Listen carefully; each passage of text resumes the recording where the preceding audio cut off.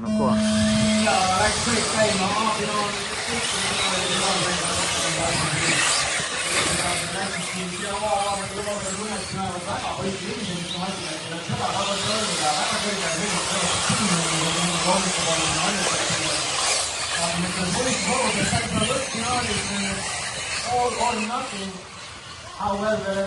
Tagad var redzēt, kurš prot braukt pa slapju no čempioniem. O, kā izslīdēja.